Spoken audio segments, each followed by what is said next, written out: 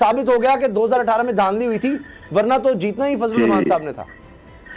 आप तसल्ली से सुन लीजिएगा, मौलवी फजलुर रहमान साहब से कोई पूछे कि वाकईतन जनाब फ्री एंड फेयर नहीं हुए, मैं मानता हूं फ्री एंड फेयर का मतलब होता है कि जितना इलेक्शन कमीशन ने हर्जे की उसके मुताबिक इलेक्शन हो। उसके समधी गुलाम अली का बेटा जुबैर अली 20 करोड़ रुपए लगा के बन गया, शर्म से डूब मर जाना चाहिए मौलवी फजलुर रहमान साहब को और JUI को।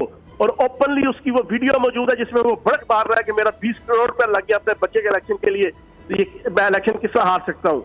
जनाबे वाला सारे का सारा इलेक्शन करोड़ों अरबों रुपए लगा के इन्होंने जीता है, करोड़ों अरबों रुपए लगा के। और ये कहते हैं कि फ्री एंड फेयर नहीं हुआ। हाँ, पेशावर का फ्री एंड फेयर नहीं हुआ, 20 करोड़ रुपए लगाया, इसके ऊपर इन्वेस्टिगेशन होनी चाहिए, इसके समधी को जनाब बुलाना चाहिए। जो समधी जनाब वो चारपतिया था आज से 25 साल पहले, आज वो खरबपति है। किसका खरबपति बना? यही मुशर्रफ दौर के अंदर जनाब इन्होंने जो लूटमार की है, उससे पहले भी जो लूटमार हुई, जो मुशर्रफ के दौर के अंदर लूटमार की इन्होंने मिलकर, आज ये खरबपति है, 20-20 करोड़ रुपए लगा के इलेक्शन जीत रहे हैं। तो जनाब बिल्कुल ठीक है, फ्री एंड फेयर इलेक्शन नहीं हुआ। अच्छा जी गुलाम साहब आपकी महंगाई का जो बिल्कुल हम मानते हैं इस बात को कि इंटरनेशनल फिनोमेना है, पूरी दुनिया में महंगाई बढ़ी है, लेकिन पूरी दुनिया में कई हुकूमतें ये नहीं कहती कि उनके मुल्क में सबसे ज्यादा सस्ता है, उनके मुल्क में हर चीज सस्ती है। आपके तर्जमान आपने तो कभी ये बात नहीं की, because you belongs to masses. तो वो जो बातें इस तरह की हैं आवाम को उसका दुख होता है। महंगाई को तो सब इंटरनेशनल फिनोमेना है, बहुत सारी चीजें बाहर से जिस तरह की हालात टाइट है वो होता रहता है इस तरह से। और दूसरी बात यह कि मौलाना फजल रहमान के अगर बहनोई जो है उन्होंने 20 करोड़ लगाया है, तो वो 20 करोड़ उनके पास क्या डिक्लेयर था, अनडिक्लेयर था? क्या वो केस शेस कोई नहीं बना रहे आप उनके ऊपर कि आजकल नैब में कोई कर्मजोशी नहीं है? सर पहली बात तो यह है कि इस पर अदालतों को नोटिस देना चाहिए ना।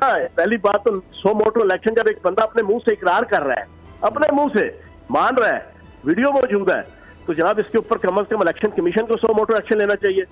इसके ऊपर इलेक्शन कमीशन का भी इम्तिहान है, इसके ऊपर अदालतों का भी इम्तिहान है, ठीक है ना जी। तो ये तो सारी बातें साथ चलती रहेंगी, लेकिन इंशाल्लाह दूसरा फेज जो KPK में है ना, उधर से ही आपको फर्क पता चल जाएगा इंशाल्लाह। अच्छा, अब इत्तेहाद इत्तेफाक के सही दूसरा फेज यकीनन वर्कर्स को टिकट मिलेंगे तो इंशाल्लाह आपको नजर आ जाएगा। अच्छा फैसल चौहान साहब, एक तो दूसरा फेज है, लेकिन उससे भी शायद अहम जो है अब पंजाब का होगा। यहां पर आप क्या होता देख रहे हैं? क्या यहां भी टिकटों की गलत तकसीम तो नहीं हो जाएगी? क्योंकि अब उम्मीदवार वहां तो ऑलरेडी सिलेक्ट हो गए दूसरे मरहले के लिए, वहां तो वक्त कम है, लेकिन पंजाब में आपके पास फिर भी वक्त है। इमरान खान साहब कह रहे हैं जी सेहत कार्ड जल्द तकसीम किया जाए। अब ये तो नहीं हो सकता कि जल्द तरक्की जो है, तरक्याती काम ये 1-2 महीनों में मुकम्मल हो जाए, या महंगाई जो है उसको आप 1-2 महीने में कंट्रोल कर लें। क्या करेंगे आपके पंजाब में वो ना हो जो ये खैबर पख्तूनख्वा में हो गया? अच्छा, पंजाब के हवाले से बात हो ना, पहले तो मुझे खुदाई कसम देगा सफदर अवाम के ऊपर हंसी आती है। ट्वीट करती है कि तब्दीली आ नहीं रही, जा रही है, और वजह उसकी ये है कि महंगाई। और वो खातून कह रही है कि जिसके बच्चे की शादी 15 दिन से जारी है और अरबों रुपया उसके ऊपर लुटाया जा रहा है, वो कहती है महंगाई और की वजह से और माली बेहाली और बदहाली की वजह से लोगों ने फैसला दे दिया। मैं सदके जाऊं, और मैं वो खातून के जिसकी पाकिस्तान, लंदन तो क्या पाकिस्तान में भी कोई जायदाद नहीं है, जिसका मियाँ 1500 रियाल के ऊपर जनाब मुलाजिम है, जो दोनों मियाँ बीवी बजारन कंगले हैं, और अरबों रुपया बेटे की जनाब शादी के ऊपर उन्होंने लगा दिया। मैं हैरान हूं, वो महंगाई का रोना रो रहे हैं और वो महंगाई का ताना दे रहे हैं, पहली चीज। और फिर मजेदार बात है, टोटल 3 सीटें पूरे KPK से 3 सीटें से लेने वाली, और पीपल्स पार्टी को देखो जो वो बढ़ के मार रहे हैं, 1 सीट लेकिन वो लगे हुए PTI के ऊपर तरकीब कर रहे हैं। मां सदके जाए तो प्यो मारी जाए, कसम खुदा की। तो ये मैं हैरान। पंजाब में सर, पंजाब में नून लीग तगड़ी है, आप ज़िमनी इलेक्शंस को देख लें। खैबर पख्तूनख्वा में बिल्कुल आपकी बात 100% सही है यार। आप देखेंगे ज़ाहिर है आपकी हुकूमत थी तो ज्यादा लोग वो बात कर रहे हैं, और वो नून लीग और पीपल्स पार्टी की बात नहीं हो रही, वो तो सफाया हो गया। ज़िमनी इलेक्शनों का मैं आपको क्लियर बता दूं, पहली चीज हमने 100% फ्री एंड फेयर इलेक्शन करवाए हैं।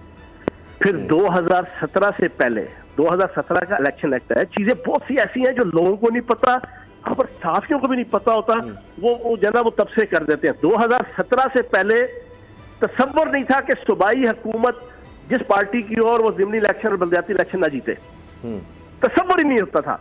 2017 इलेक्शन एक्ट बना, उसके तहत आपकी हल्का बंदियां, आपकी एक एक चीज जो है ना इलेक्शन से मुतल्लिका, वो इलेक्शन कमीशन की जिम्मेदारी बन गई।